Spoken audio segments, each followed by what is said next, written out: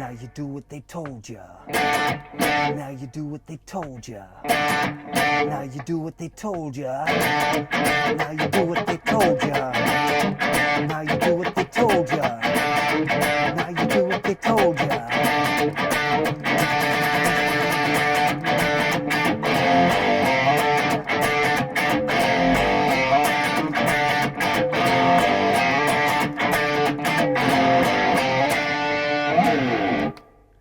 Hey, how you doing? Justin here today. We're checking out Killing in the Name Of by Rage Against the Machine.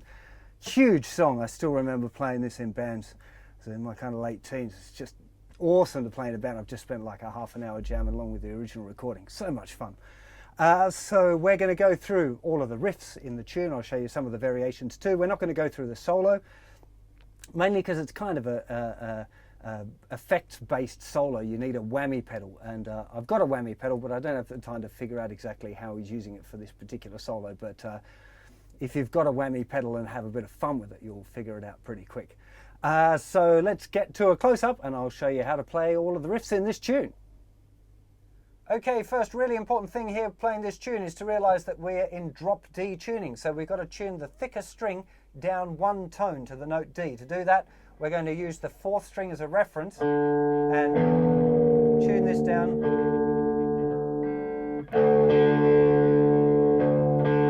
So it sounds the same as the 4th string, well, an octave lower. Now when you've done that correctly, these thickest 3 strings will give us a D power chord, which is what's being used right at the intro. It doesn't hurt to put a little kind of D chord down either, just so if you strum those extra strings, you know, they're good notes. The thinner strings tends to sound a bit funny because it's the note that's the 3rd of the chord and it just doesn't fit right. So I'd take that finger off and mute the thinner string, but the rest of it, you know, with a bit of distortion, that'll sound really meaty. So that's what's being done right at the beginning. So just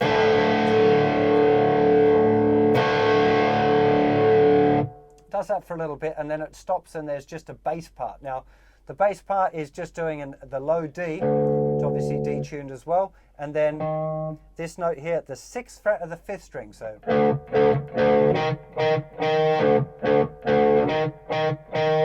now you want to keep those notes nice and tight as well. If you just let them ring out and it goes, sounds really pretty stupid. So what we're doing here, we need to mute that because it's a thicker string. We can't kind of lift a finger off, so we need to mute it either with the palm of the picking hand. Sometimes I'm using my thumb, creeping over. Sometimes I'd use my fingers. Doesn't really matter which one of those you want to do, so long as the notes are nice and tight. So experiment and see what feels good for you to do it. So now on a fretted note like this, we just have to relax the fingers and the note will stop. Now I would generally be doing a mute with this hand as well. You can see if you just watch this hand for a second, I'm just using the outside part of my palm to touch the string, just because it keeps it really nice and tight. So if I'm lifting the fingers on my fretting hand and muting with my picking hand as well, we make sure that we get those notes nice and tight on. So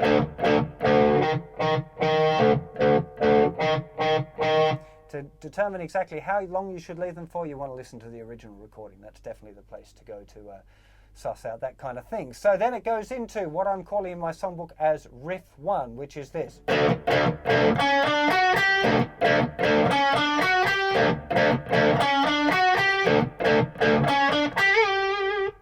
Now, we're hitting the low, it's now the D string, the thicker string, 3 times. Now, if you hit the 5th string a bit as well, I don't think it sounds bad at all. So sometimes I'm doing that, I definitely used to. I think it sounds to me like he's just playing the thicker string, but you know, it's part of the chord and it sounds right. So now this little riff here is 11th fret, 12th fret on the 4th string. I'm using my 1st and 2nd fingers. Then 11th fret and 12th fret on the 3rd string, again using my 1st and 2nd fingers. So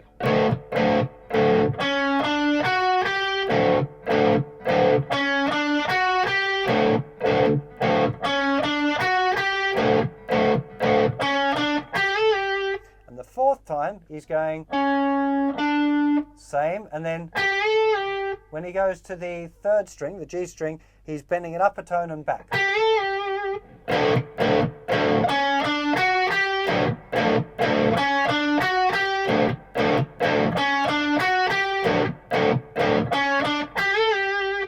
You know, it's a little bit tricky to kind of jump the finger over to get to the bend, but you know, just a little bit of practice and you'll have that tight as a frog's bum in no time. So then we're into riff 2, which is more or less the same as what the bass was playing there after the intro. Only I'm pretty sure I can hear the A string being played as well. So it's the thick E, the thick D, and the A, and then just 3 times playing the 6th fret of the 5th string, the note E flat. That would be riff 2. The last time, actually, I'm pretty sure I can hear that octave in there as well. So I think maybe the last time, with a little slide off an octave, that's the first finger in the 6th fret of the 5th string, and little finger going down in the 8th fret of the 3rd string. Now, when some people are playing octaves, they prefer to use their 3rd finger. That's fine too. I like using the little finger, but what's really important is that all of the other strings are muted. So you mute, note, mute, note, mute, mute. Now that's the first finger kind of laying over and making sure that all of the notes are muted, and even underneath the little finger is doing a bit as well. The tip of the first finger is touching the thicker string. That's what's muting that one up as well. So especially some of the riffs later on, you want to get used to making sure that your octaves are nice and crisp and don't have any other notes ringing out. So that last one is just played once.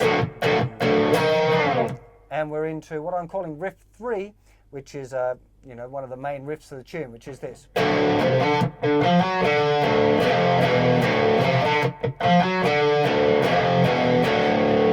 So we're starting off with a little D, the thickest 2 strings, D power chord. Then we got 3rd fret, 5th fret of the 5th string. Now you can play it either as a hammer-on. I've been picking it a lot of the time, but it doesn't matter which one really.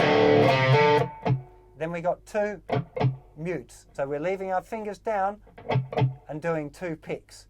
Then we've got 3rd fret of the 4th string, well, followed by the 4th fret of the 4th string, and to the note D, which is 5th fret of the 5th string. So then we've got open, thickest 2 strings. Then we're using our 1st fret to bar the second, the first finger to bar the 2nd fret on the thickest 2 strings. We slide it up to the 3rd fret and back to the 2nd fret. So.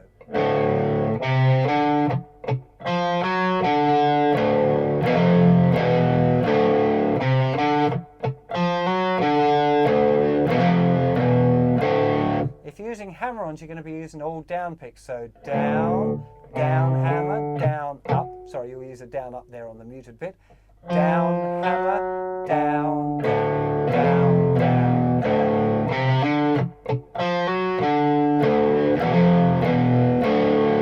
If you're using alternate picking, down, down, up, down, up, down, up, down, down, down.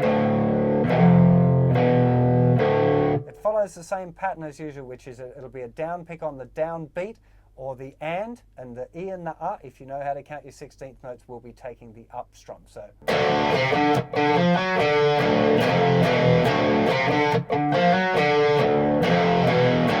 this hand kind of moves continuously, you know, the strumming hand. Okay, that's riff 3. Riff 4.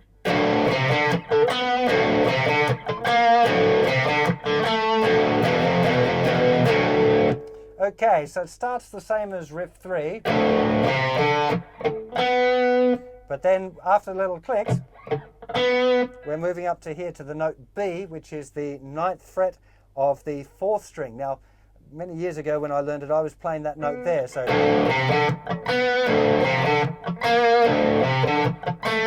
it's the same notes, but after a little bit of research for this video, I can see him kind of moving up the neck at that point. So, you know, and it does sound a bit thicker, the note as well. So you might want to play it there rather than down the neck further. So. That's the 9th fret, 8th fret, 7th fret. So it's just the top note that's changing from the 9th fret, 8th fret, 7th fret. Then we've got our little open power chordy thing, starting with the first finger sliding from the 2nd fret to the 3rd fret, and again, 2nd fret, open. So.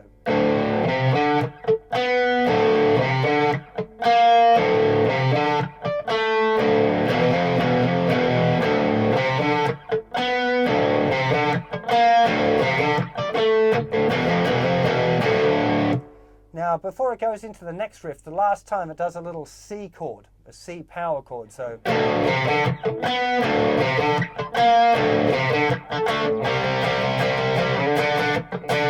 now you can either play a little kind of a C power chord like this using your 1st and 3rd fingers.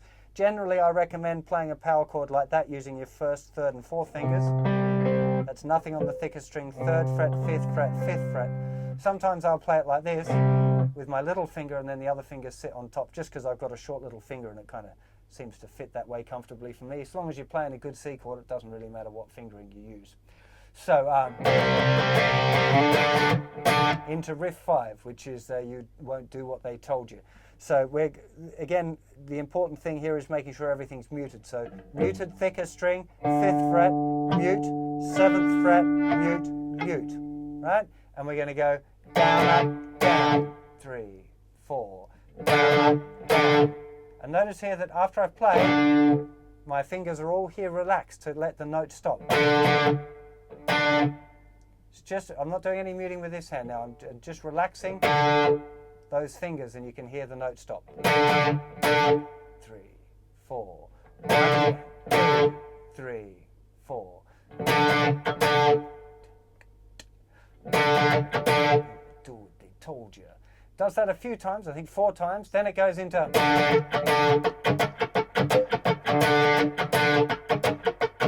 So now we're just leaving the mutes down, making sure that all the strings are covered at least by more than one finger, otherwise you risk getting harmonics. And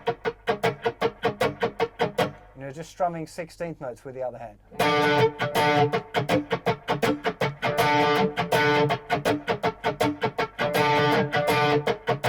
After a few times you'll hear another guitar come in doing loads of noises, this sort of pick scraping thing where I'm just holding the pick sideways on,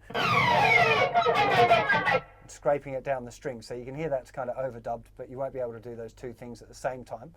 And the very last time, going into riff 6, he does, on the last 2 beats, groups of 6. So 1, 2, 3, 4, 5, 6, 1, 2, 3, 4, 5, 6. Strumming, you have to start strumming a bit quicker there. So.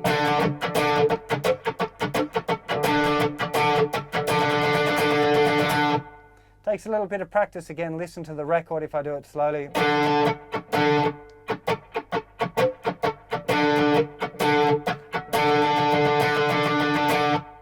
Just little groups of 6. 1, 2, 3, 4, 5, 6. 1, 2, 3, 4, 5, 6. You know, takes a little bit of practice to get that in. But again, listening to the record, making sure you get it. You know, that's the trick to that. The drummer's going nuts at that point, playing 6s as well. So it should be fairly obvious. So on to riff 6, we have.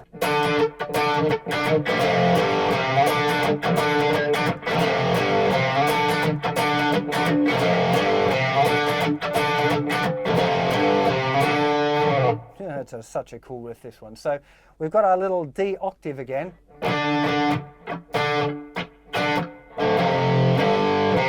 Followed by some power chords. So. Now this is down, up, down, up. That's where the notes are. And there's occasionally little muted bits in there. I tried to write it out in the songbook, but it does change a lot during the song. It's not kind of an exact science, that bit. So it's just, as long as you've got that da, da, da, da, which is 1 E and a 2 E and a. As long as you've got that rhythm for the notes, you can put in a few extra mutes and it'll sound cool, but don't be too fussed about it, right? Then we've got a little power chord at the 3rd fret, thickest 2 strings. The 3rd finger now playing the thickest 2 strings of the 5th fret, and then the note C. So.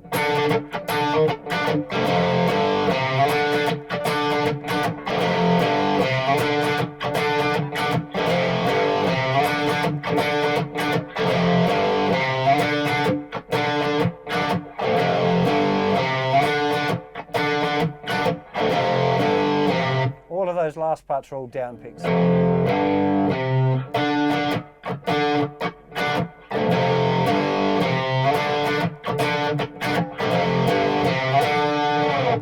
And then we're back into...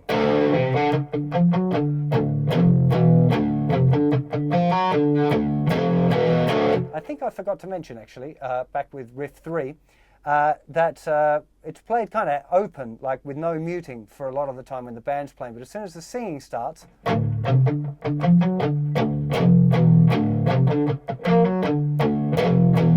you've got to get that palm mute right on, you know, find the spot that's good for you. It's kind of, you know, just inside the bridge.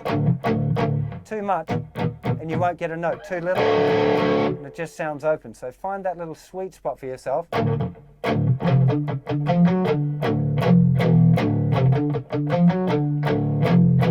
Where you get a nice kind of muted sound. So there's one little cool variation I want to take you through, which happens at 2 minutes 32. It's a little guitar and bass unison line. Sounds like this.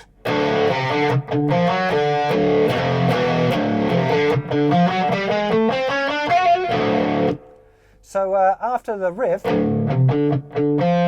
after he's done that little 3rd fret to the 4th fret, there's a big jump all of the way up to the 10th fret of the 5th string. You go 10, 11, 12, 10, 11, 12, and then 10 to 11 trill.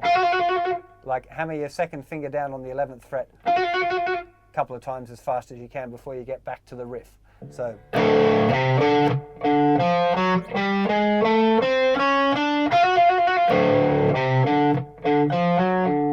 Okay, now it would seem to some of you that it's easier to play it somewhere else, like this riff could be...